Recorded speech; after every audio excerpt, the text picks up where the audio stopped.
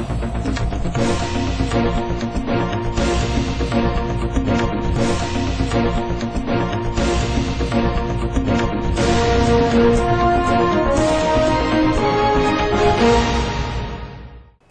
દર્શક મિત્રો, લોકમત ન્યૂઝ ચેનલમાં હું ભૂમિ મહેતા આપનું હાર્દિક સ્વાગત કરું છું।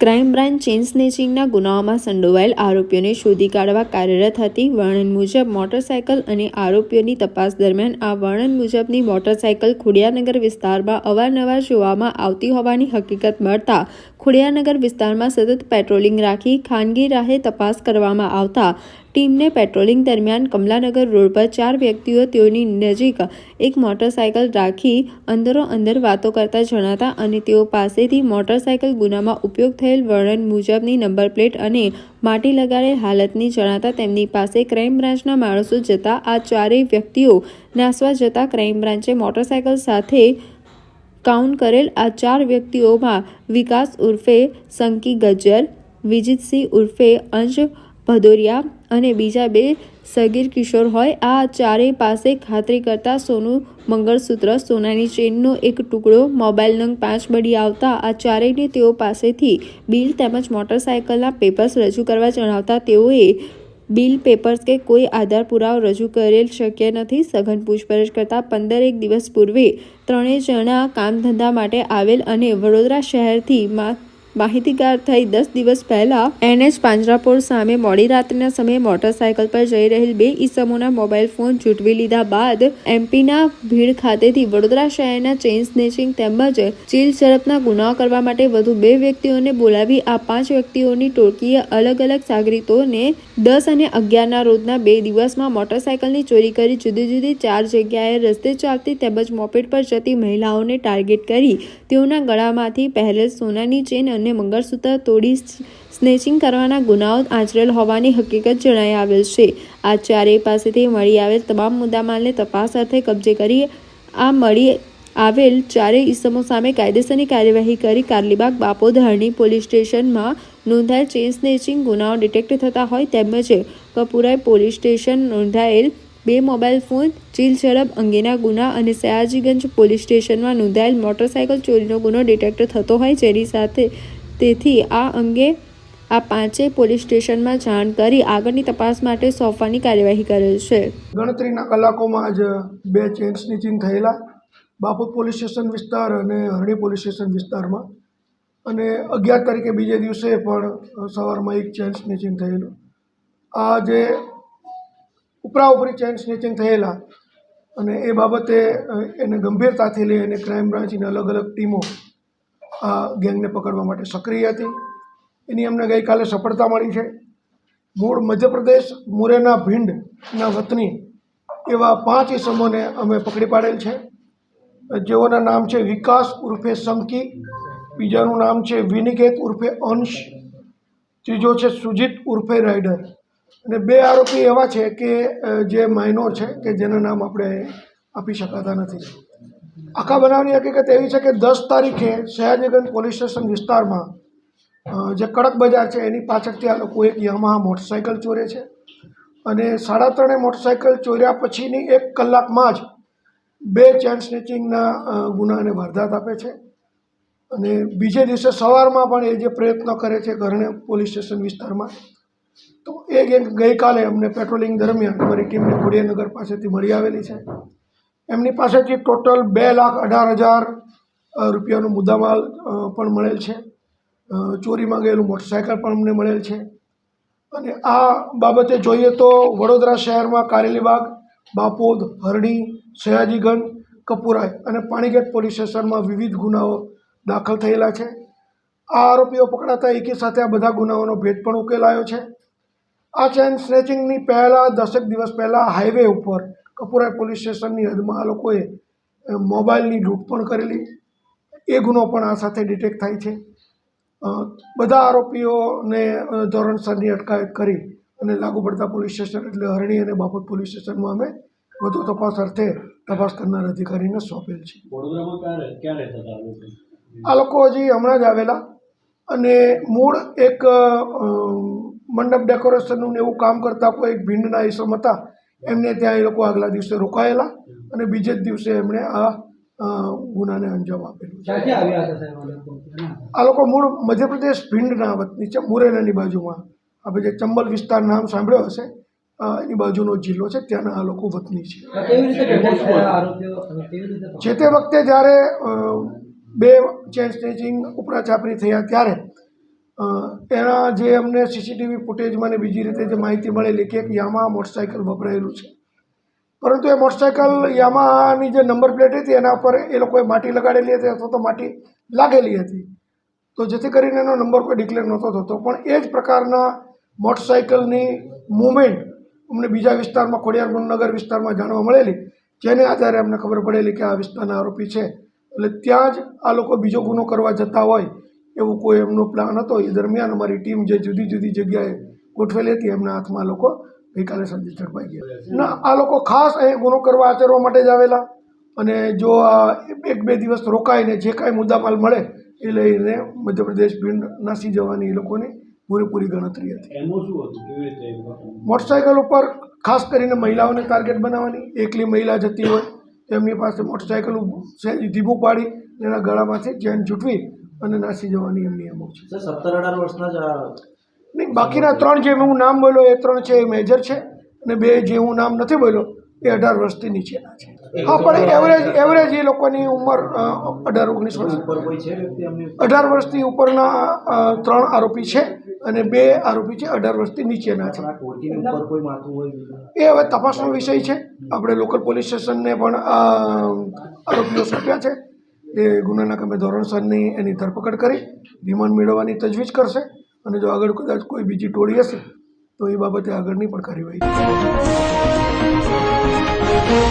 વડોદરા શહેર નજીક આવેલ રતનપુર ગામમાં વિદેશી દારૂનો ગેરકાયદેસર ધંધો કરતા રાકેશ ઉર્ફે લાલો રજનીકાંત જયસ્વાલ હાલ પાસા હેઠળ જેલમાં છે. ત્યારે તેની ગેરહાજરીમાં તેમનો પુત્ર સચિન અને માતા સીમાબેન રાકેશભાઈ દારૂનો ગેરકાયદે વેપલો કરતા હોવાની બાકી વર્ણામાં પોલીસને મળી હતી. આ બાતમીના પગલે ગુરુવારે માણસ કે પોલીસે રાકેશના મકાનમાં વાડામાં દરોડો પાડ્યો હતો. ત્યારે કન્ટેનરમાંથી દારૂ ઉતારવામાં આવી રહ્યો હતો. પોલીસને આવતી જોઈને તેને ભાગી જવાનું કહેવામાં આવતા કન્ટેનર ચાલક વિજય બલરામસિંહ જાદવ કન્ટેનર લઈને ભાગી છૂટ્યો હતો. પોલીસે તેનો પીછો કરીને રતનપુર ગામની સીમમાં આવેલા રતન હેવન સોસાયટીમાં જવાના રસ્તા પાસેથી ઝડપી પાડ્યો હતો.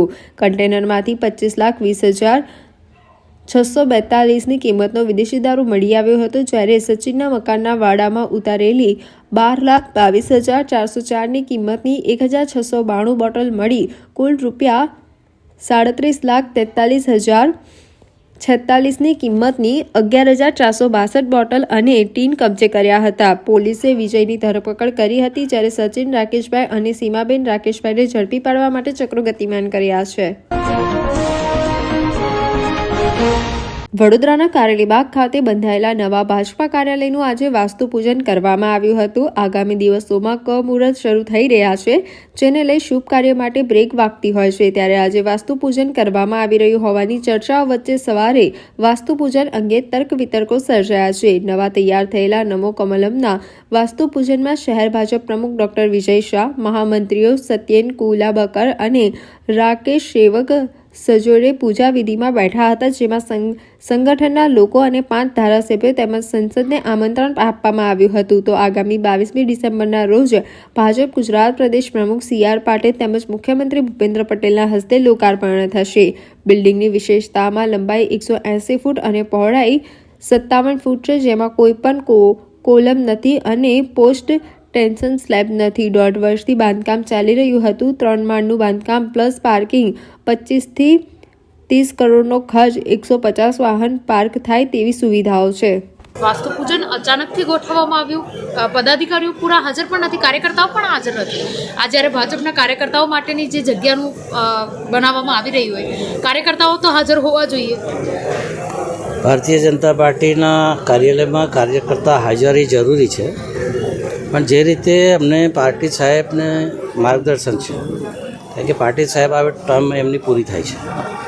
આ સપનું જે આખા ગુજરાતમાં નવા કમલમ બને એ સપનું પાટીલ સાહેબનું હતું.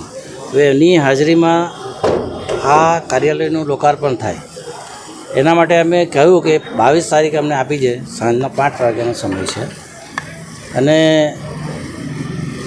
લગભગ સીએમ સાહેબ પણ આવવાના છે. એ દિવસે કાર્યાલયમાં આખા વડોદરા શહેરના કાર્યકર્તા આવશે અને ભવ્ય રીતે આ લોકાર્પણ થવાનું છે. પણ આજે મુખ્ય લોકો એમની ઇન્સ્ટ્રક્શન પ્રમાણે મુખ્ય 5 ધારાસભ્યો, સાંસદ, કોર્પોરેશનના 5 પદાધિકારી, સંગઠનના પ્રમુખ મહામંત્રી અને મુખ્ય જે કાર્યકર્તા જે કાર્યાલયમાં કામ કરતા છે એ લોકોની સાથે આજે આ વાસ્તુ પૂજન રાખેલું છે. અચ્છા, આજે કાર્યાલયનું આપ લોકાર્પણ કરવા જઈ રહ્યા છો. કાર્યાલય તો હજુ બનીને પૂર્ણ તૈયાર પણ નથી. ક્યાં સુધી બનીને તૈયાર થશે? ઉપર તમે જોઈ આવો, પહેલા માળે લગભગ થઈ ગયું છે. ઓકે, એટલે ઓફિસને બધી કેબિનો બધી થઈ ગઈ છે. આગળ કાર્યરત થઈ જશે 22 તારીખ, હા 23 તારીખથી થઈ જશે. અધૂરી કામગીરીમાં લોકાર્પણ એટલે ઉતાવળ છે કંઈ? ના, લોકાર્પણ તો તમે ઉપર જુઓ તો ઓફિસ અને કેબિન બધું થઈ ગયું છે. જે સંગઠન માળખું છે, પ્રમુખ મહામંત્રીની કેબિન છે, પછી પદાધિકારીની છે, મોરચાઓની કેબિનો એ બધી તૈયાર થઈ ગઈ છે. ઉપરનું ફિનિશિંગ છે, જે અમારો હોલ છે મિટિંગ માટેનું, એનું થોડું ફિનિશિંગ બાકી છે. 22 તારીખ સુધીમાં થઈ જશે. એટલે આ કાર્યાલય સંપૂર્ણ રીતે બનીને તૈયાર હશે, એના પછી જ લોકાર્પણ થશે. 22 તારીખે લગભગ થઈ જશે. 5મો માળ છે, 4થો માળ છે, એ 4થા માળમાં થોડુંક જે ભોજનાલયને જે બનવાનું છે એનું થોડુંક ટચિંગ બાકી છે. બાકી બધું કાર્યાલય તમારું ટોટલ થઈ જશે. સામાન્ય રીતે વાસ્તુપૂજન એ કાર્ય પૂર્ણ થયા પહેલાં જ કરવાનું હોય છે અને 15મી તારીખથી ધનારક બેસે છે. એટલે 15મી તારીખ પહેલાં આ વાસ્તુપૂજન એટલે કે વાસ્તુ દોષની કામગીરી આજે કરવામાં આવી છે. કોઈ વસ્તુ અચાનક બનતી નથી. છેલ્લા 2 વર્ષથી આપ સૌ જુઓ છો ને, આપની આંખો સામે આ કાર્યાલય એનું ભવ્ય નિર્માણ થઈ રહ્યું છે અને કોઈ પ્રોબ્લેમ હોય તો ક્યારેય કોઈ સારું વાસ્તુપૂજન કરી ન શકાય. વાસ્તુ દોષની વિધિ કરવા માટે મન શાંત જોઈએ અને શાંત મન ત્યારે જ હોય કે જ્યારે કોઈ પ્રકારના પ્રશ્ન ના હોય. એટલે કોઈપણ પ્રકારના પ્રશ્નો વગર, કોઈપણ પ્રકારની તકલીફ વગર 15મી તારીખથી જ્યારે ધનારક બેસે છે ત્યારે એના પહેલાં આ વાસ્તુ દોષની વિધિ આજે કરવામાં આવી છે. 22મી ડિસેમ્બરે સાંજના 5 કલાકે ગુજરાતના યશસ્વી પ્રદેશના અધ્યક્ષ માન્ય પાટીલ સાહેબ અને સમયની અનુકૂળતા થાય તો ગુજરાતના મૃદુ અને મક્કમ એવા માન્ય મુખ્યમંત્રી શ્રી ભૂપેન્દ્રભાઈ પટેલ સાહેબ, પ્રદેશના અમારા નેતાઓ એટલે માન્ય ગોરધનભાઈ ઝડફિયાજી અને અન્ય નેતાઓની હાજરીમાં અહીંયા કાર્યાલયની વિધિવત શરૂઆત કરવામાં આવશે. હિન્દુ વિધિ વિધાન પ્રમાણે દરેક કાર્ય માટેનો સમય નક્કી હોય છે.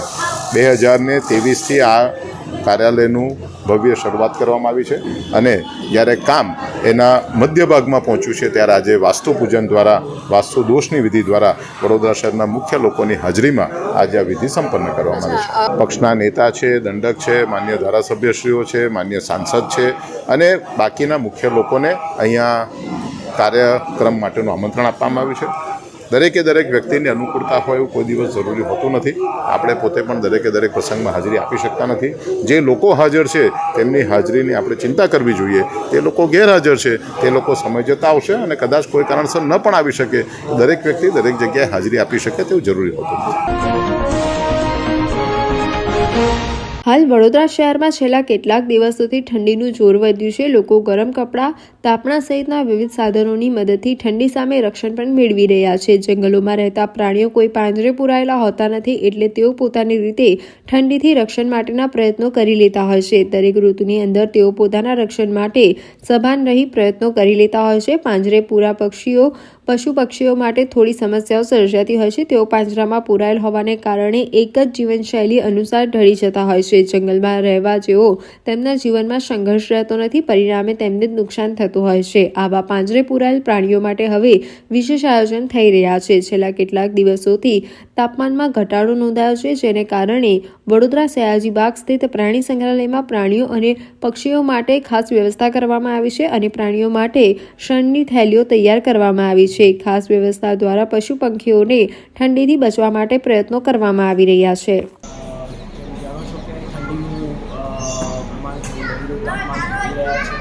અને આ વધતી ઠંડીના હિસાબે દર વર્ષની જેમ શહેરી બાગ પ્રાણી સંગ્રહાલય પ્રાણીઓ પક્ષીઓને ઠંડીથી બચાવ કરવા માટે તમામ પગલાઓ હાથ ધરવામાં આવ્યા છે.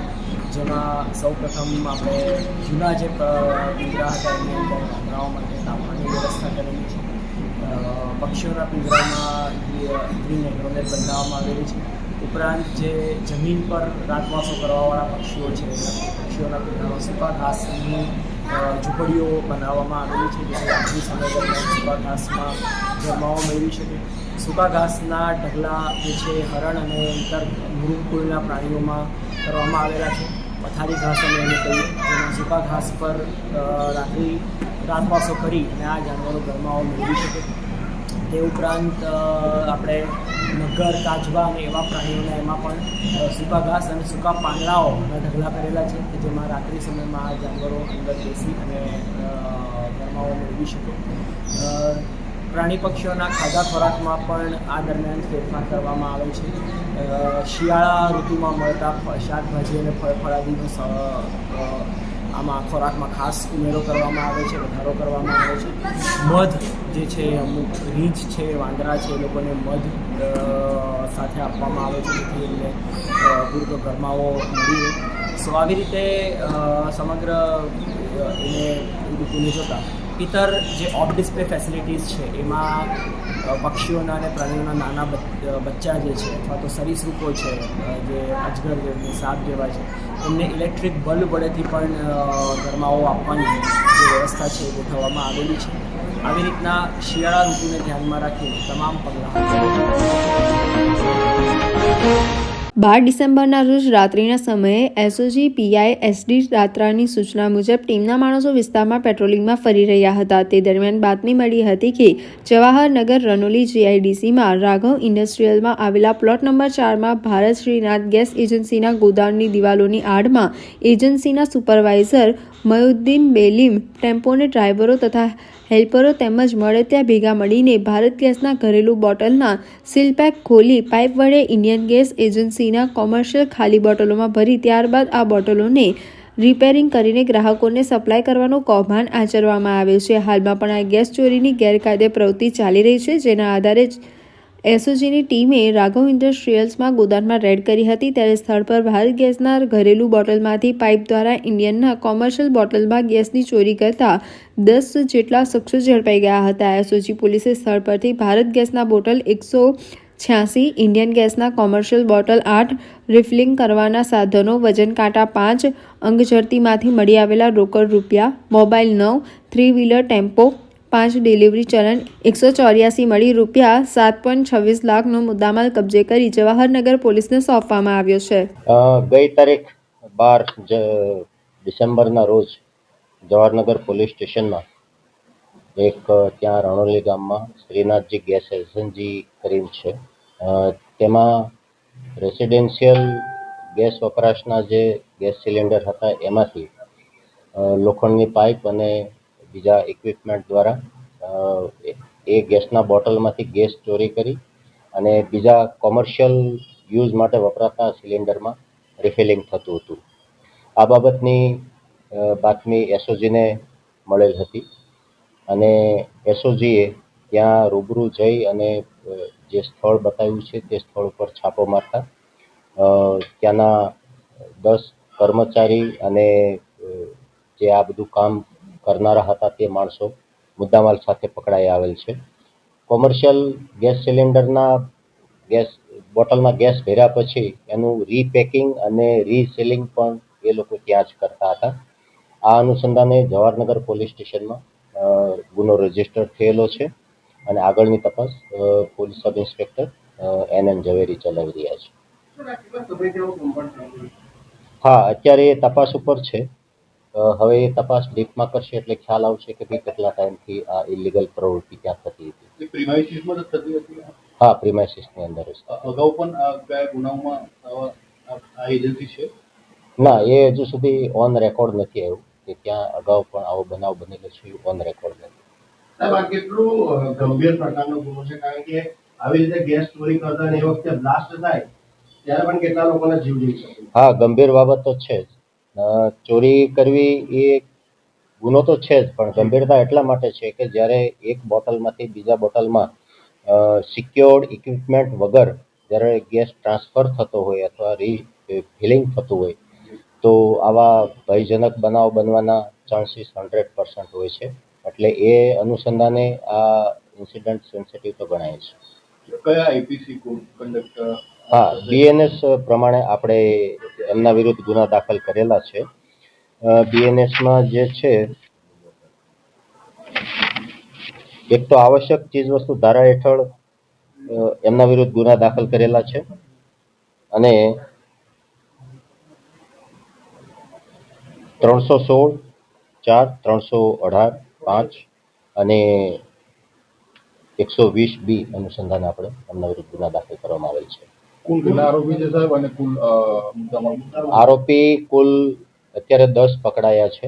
એમાં 7 વડોદરાના છે, એક આણંદનો છે અને 2 પંચમહાલ જિલ્લાના છે. એક આરોપી પકડાયો નથી, એ પણ બરોડાના છે. કુલ આરોપી અત્યારે 11 છે. એમાંથી આપણા હાથ ઉપર 10 છે. મુદ્દામાલ જે છે એમાં એક ટેમ્પો રિક્ષા છે, પછી કોમર્શિયલ અને રેસિડેન્શિયલ જે બોટલ હતા કોમર્શિયલ, એ એમના ખિસ્સામાંથી રોકડ જે કબજે કરી છે એ ત્રણે 9 જણા કે 10 જણા જે એમની પાસે મોબાઈલ એ મળી કુલ 7,26,000 જેવો મુદ્દામાલ પોલીસે સીઝ. હા, એ અનુસંધાને આપણે પેટ્રોલિંગ તો છેલ્લા ઘણા ટાઈમથી અસરકારક રીતે કરીએ જ છીએ, પણ બાતમી એસઓજીને મળેલી એટલે એસઓજીએ કામગીરી કરેલી. સ્થાનિક પોલીસ દ્વારા પણ ભૂતકાળમાં આવા કેસો કરવામાં આવેલ છે. સર, આવા પ્રકારના એજન્સીઓ પર લાયસન્સ રદ થવાનું થવું જોઈએ? હા, it's a part of procedure. એ તપાસના કામે એજન્સીના રિલેટેડ જે કંઈ લખવાનું થતું હશે સુપિરિયર અધિકારીને અથવા ઓથોરિટીને લાયસન્સ રદ કરાવવા સુધીની જે એ માટે પોલીસ પ્રતિબદ્ધ છે. 31 ડિસેમ્બરની ઉજવણીના થનગનાટ શરૂ થઈ ગયા છે, ત્યારે બુટલેગરો પણ શરાબીઓને શરાબની અછત ન પડે તે માટે તમામ તૈયારીઓમાં લાગી ગઈ રહ્યા છે. બીજી તરફ પોલીસ વિભાગના પણ વાર્ષિક કામગીરીના અંતિમ પત્રકો તૈયાર થઈ રહ્યા છે, ત્યારે પોલીસ પણ વધુને વધુ શરાબના કેસો શોધી કાઢવા માટે કામે લાગી ગઈ છે. આ દરમિયાન ગતરોજ વડોદરા જિલ્લા એલસીબીના સ્ટાફને બાતમી મળી હતી કે એક બંધ બોડીનો આઈસર ટેમ્પો ગોધરા હાલોલ થઈને વડોદરા આવ્યો છે અને હાલમાં વરણામા પોલીસ મથકની હદમાં આવેલી મહાદેવ હોટલ પાસે ઊભો છે. જે બાતમીના આધારે એલસીબીના સ્ટાફે વર્ણનવાળા આઈસર ટેમ્પોને કોડન કરીને તપાસ કરતા તેમાં આઈસર ચાલક પ્રકાશ ઉકાર અવસ્થ્યા મળી આવ્યો હતો. આઈસર ટેમ્પો ખોલીને જોતા તેમાં ₹14 લાખ ઉપરાંતની કિંમતની વિવિધ બ્રાન્ડની વિદેશી શરાબની 469 પેટી, જેમાં 12,216 નંગ વિદેશી શરાબની બોટલો મળી આવી હતી. જ્યારે ડ્રાઈવર પાસે મળેલો મોબાઈલ ફોન તેમજ 10 લાખની કિંમતનો આઈસર ટેમ્પો મળીને 24 લાખ ઉપરાંતના મુદ્દામાલ કબજે લીધો હતો. જ્યારે ડ્રાઈવરની પૂછપરછ કરતા જાણવા મળ્યું હતું કે મધ્યપ્રદેશના ભોપાલમાં રહેતા પ્રતિકસિંહ તેણે ફોન કરીને જણાવ્યું હતું કે ભોપાલ બાયપાસ પર પડેલા હરિયાણા પાસિંગના આઈસર ટેમ્પોને લઈને વડોદરા જવાનું છે. જે નિવેદનના આધારે ભોપાલના પ્રતિકસિંહ નામના શખ્સને વોન્ટેડ જાહેર કરીને વરણામા પોલીસ મથકે પ્રોહિબિશનનો ગુનો નોંધવામાં આવ્યો છે. સાવલી ઉદલપુર રોડ ઉપર સાવલી વિશ્રામ ગૃહ પાસે આજે ફરી એકવાર અકસ્માત સર્જાયો હતો, જેમાં એક નિર્દોષનું મૃત્યુ નીપજ્યું હતું. રસુલપુરના કાલિદાસ નામની નાનજીભાઈ ટ્રકની અડફેટે આવતા ઘટના સ્થળે કરુણ મૃત્યુ નીપજ્યું હતું. વહેલી સવારે તેઓ પોતાની બાઇક લઈ નોકરી જતી વેળાએ અકસ્માત થયો હતો. અકસ્માતમાં મૃત્યુ પામેલ 46 વર્ષીય કાલિદાસભાઈના મૃતદેહને પીએમ અર્થે સાવલી જમનોત્રી હોસ્પિટલે ખસેડવામાં આવ્યો હતો. અકસ્માતને લઈને પોલીસે કાયદેસરની કાર્યવાહી હાથ ધરી છે. વડોદરા શહેરનો વિકાસ ધીમે ધીમે વધી રહ્યો છે. શહેરમાં દીવા સ્વપ્નો બતાવતા ગામડાઓ ખાલી થઈને શહેરોની અંદર સમાઈ રહ્યા છે. સામે શહેરોની અંદર જરૂરિયાત કરતાં વધુ લોકોનું ભારણ થતાં શુદ્ધ પાણી, સુચારુ ગટર વ્યવસ્થાનું સારા રસ્તાના અભાવ હોવાથી સમસ્યા વધી રહી છે. શહેરના રસ્તાઓ પર ટ્રાફિકનું ભારણ પણ ખૂબ જ હોય છે, જેનું પૂરતું આયોજન થતું નથી. ટ્રાફિક પોલીસ માત્ર દંડ ઉઘરાવી ટ્રાફિક સમસ્યાનો અંત આવી જશે તેવું સમજતી હોય છે. ટ્રાફિક અવેરનેસ માટે જનજાગૃતિ કાર્યક્રમનો અભાવ હોય છે. સામા છેડે ભળેલ ગયેલ માણસ ટ્રાફિકના નિયમોનું પાલન કરવા પ્રત્યે નિષ્કાળજીથી રાખતો હોય છે. કોઈકની થોડીક ભૂલ અકસ્માત સર્જે છે અને નિર્દોષનો જીવ પણ લઈ લેતી હોય છે. ટ્રાફિક નિયમોનું પાલન કરવા પ્રત્યે દુર્લક્ષ સેવનાર આવા લોકો સામે ટ્રાફિક પોલીસે આંખ લાલ કરી છે. શહેરમાં પીક અવર્સમાં ટ્રાફિકના નિયમોનું પાલન ન કરતા ભારે વાહનો પર કાર્યવાહી કરવામાં આવી છે. તારીખ 6 થી 12 ડિસેમ્બર દરમિયાન ડ્રાઈવ યોજાઈ હતી. ડ્રાઈવ દરમિયાન 194 જેટલા ભારે વાહન ડિટેન કરવામાં આવ્યા છે. 132 વાહન ચાલકો સામે પણ કાર્યવાહી કરવામાં આવી હતી. વડોદરા શહેરમાં સવારે 7 થી 1 અને સાંજે 4 થી 9 ભારે વાહન પર પ્રતિબંધ છે. તેમ છતાં કેટલાક ચાલકો નીતિ નિયમોનું ઉલ્લંઘન કરતા હોય છે. તેમની સામે કાર્યવાહી હાથ ધરવામાં આવી છે. શહેરમાં દોડતી સિટી બસની અંદર ક્ષમતા કરતાં વધુ વિદ્યાર્થીઓને પણ બેસાડવામાં આવતા હોવાના દ્રશ્યો સામે આવતા હોય છે.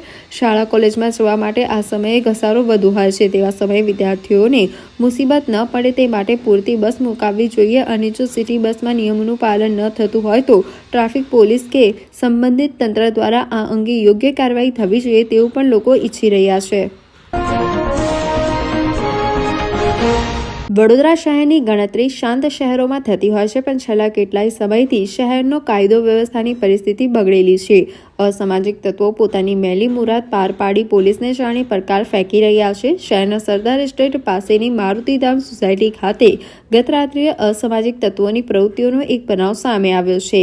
અસામાજિક તત્વોએ કારનો કાચ તોડી નુકસાન પહોંચાડ્યું છે. શહેરના સરદાર એસ્ટેટ પાસેની મારુતિધામ સોસાયટી ખાતે ગત રાત્રિએ બનાવ બન્યો છે. સમગ્ર ઘટનાના દ્રશ્યો સીસીટીવીમાં સામે આવ્યા છે. રાત્રે 12:30 કલાકના અરસામાં બાઇક સવાર 2 અજાણ્યા શખ્સોએ ઘર પાસે પાર્ક કરેલ કારનો કાચ તોડી નુકસાન પહોંચાડ્યું હતું. બનાવ સંદર્ભે કાર માલિક જિગ્નેશ પટેલે બાપોદ પોલીસ મથકે ફરિયાદ નોંધાવી છે.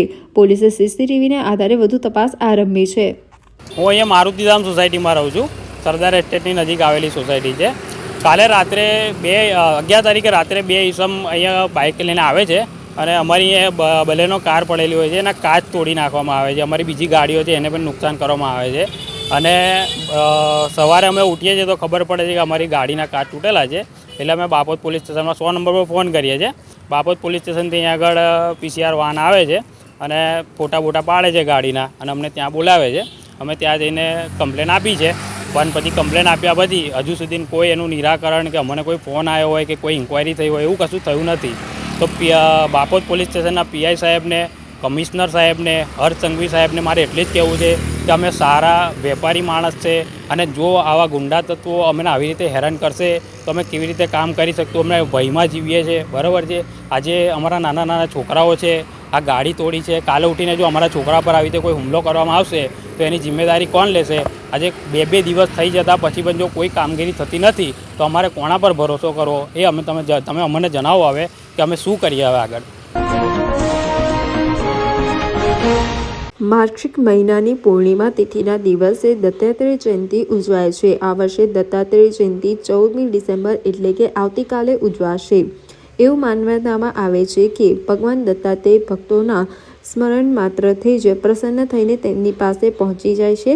તેથી તેમને સ્મૃતિગામી પણ કહેવાય છે. ભગવાન દત્તાત્રેય ઋષિ આદિત્ય અને દેવી અનસૂયાના પુત્ર હતા. તેમને બ્રહ્માજી, ભગવાન વિષ્ણુ અને ભોલેનાથનો અવતાર માનવામાં આવે છે. તેમના પૂજનથી બધા ત્રિદેવોની વિશેષ કૃપા પ્રાપ્ત થાય છે. આવતીકાલે વડોદરા શહેરમાં દત્ત જયંતિની શ્રદ્ધાપૂર્વક ઉજવણી થનાર છે. શહેરના દત્ત મંદિરોમાં વિવિધ ધાર્મિક કાર્યક્રમો યોજનાર છે. તેને લઈ મંદિરોમાં પૂર્વ તૈયારી આયોજન કરવામાં આવી રહ્યા છે. કીર્તિ મંદિર પરિસરમાં પૌરાણિક કુબેરેશ્વર દત્ત મંદિર આવેલ છે, જે દેવસ્થાન ટ્રસ્ટ દ્વારા સંચાલિત છે. જ્યાં દર વર્ષે દત્ત જયંતિ ઉત્સવ ખૂબ જ ધામધૂમથી ઉજવવામાં આવતો હોય છે. આજે અંતર્ગત આવતીકાલે પણ દત્ત જયંતિની શ્રદ્ધાપૂર્વક ઉજવણી થનાર છે, જે સંદર્ભે મંદિરના મહારાજ દ્વારા માહિતી આપી હતી. આવતીકાલે માગસર સુદ પૂનમ એટલે દત્તાત્રેય જયંતિ ઉત્સવ પૂર્ણ ભારત વર્ષમાં ઉજવવામાં આવે છે. તો એ ઉજવણીના ભાગરૂપે અહીંયા વડોદરામાં સૌથી પૌરાણિક એક કુબેરેશ્વર દત્ત મંદિર આવેલું છે, કીર્તિ મંદિર કમ્પાઉન્ડમાં, કે જે દેવસ્થાન ટ્રસ્ટ સંચાલિત છે. અને અહીંયા દર વર્ષે આપણે દત્ત જયંતિનો ઉત્સવ ખૂબ જ ધૂમધામથી ઉજવવામાં આવીએ છીએ. વડોદરા શહેરના લાલબાગ વિસ્તારમાં પ્રથમ વખત રોયલ લોકો માટે રોયલ મેળાનું આયોજન કરવામાં આવ્યું હતું, જેમાં પ્રકૃતિ થીમ પર આખા મેળાનું આયોજન કરવામાં આવ્યું હતું. જંગલવેલીના થીમ પર આ મેળો આયોજિત કરવામાં આવ્યો છે.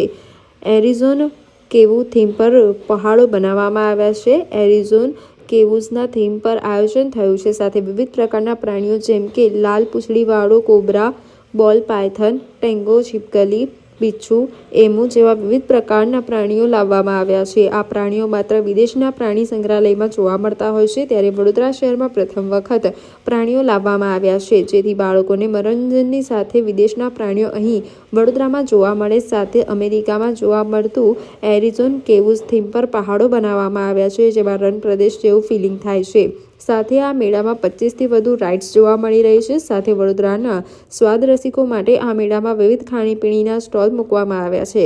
સાથે જ આ મેળામાં સુરક્ષા અને સેફટીના સાધનો સાથે સીસીટીવી કેમેરા પણ મૂકવામાં આવ્યા છે, જેથી કોઈ અનિચ્છનીય બનાવ ન બને તેનું સંપૂર્ણપણે ધ્યાન રાખવામાં આવી રહ્યું છે.